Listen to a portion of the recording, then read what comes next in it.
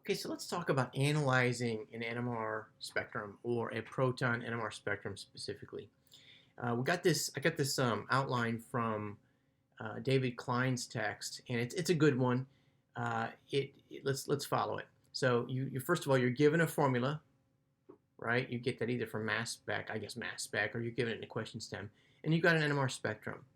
What you do then is you go through this five-step process. First of all, you calculate the degree of unsaturation. So the degree of unsaturation, remember that is CN H2N plus 1, right? And if you've got halogens in there, nitrogens in there, oxygens in there, you've got your special rules, right?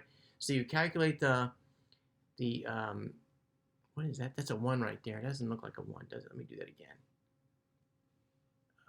2N plus 1, right? That, or 2N plus 2. It's 2N plus, oh man. All right, 2N plus 2. That's your, you can see I don't do this very often, right? Because I don't use this method, right? So calculate the degree of unsaturation, and you do it like that. And if you have 3 degrees of unsaturation, for example, or that would be 4 degrees of unsaturation. You might have a benzene ring, right? 1, 2, 3, and then a ring. 4 degrees of unsaturation, you have a benzene ring, things like that, right? So you look for some hints with the HDI, the hydrogen deficiency index. Then you consider the number of signals. This is a problem because sometimes signals are on top of other signals, right? So this, I would say, is the reason why I don't use this method, because it can be so confusing. And if there's signals on top of signals, you can't tell that, and then they're ugly, and you got problems, right? So if they're super clear signals, this is a nice method. They oftentimes are not. So then the third thing you do, if you analyze each signal, and again, if they're super clear, that's great. If you have a triplet, right, then that's great. You can see it's a triplet. But what if you can't tell? If it's a septuplet or a 7-plet or an 8-plet or 9-plet, you got problems because you can't count those, right? So this is another problem. The big one is here. This is another reason why I struggle with it.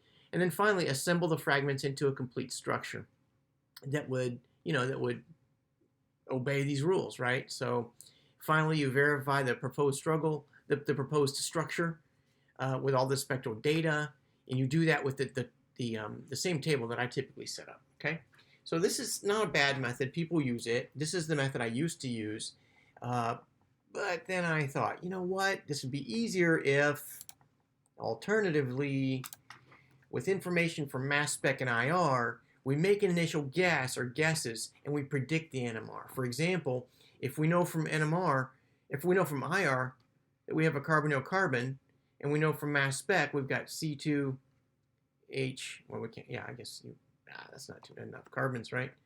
Who knows, right? I didn't think about this ahead of time. I should have put a formula out there. C2H4, C4H8O, then we immediately have some guesses we can do, right? So with an example that we did in a previous video, we knew we had a benzene ring, right? Let me get rid of this. We knew we had a benzene ring, and let's see, where are we here? We knew from the IR, from the proton NMR, we snuck a peek at it, and we saw that we had a benzene ring, right? And all we had left after that was C2H5, right? Oh, so we knew that we must have had an ethyl group coming off of there, or right, or alternatively, not additionally, we might have had a hydroxyl group coming off of here. Remember that in a previous video? So again, this is my method. You've seen it now a couple times. You with the information from your mass spec and your IR, you get this from your mass spec. You start out with some kind of a guess, and then you make some initial guesses. And with those guesses, you predict what your proton NMR would be. And remember the table that we set up for that? The table we set up for the initial guesses looks like this. You have say 3 kinds, A, B, and C, 3 distinct kinds. So you're going to have 3 signals. You might have 5 hydrogens that are part of that signal.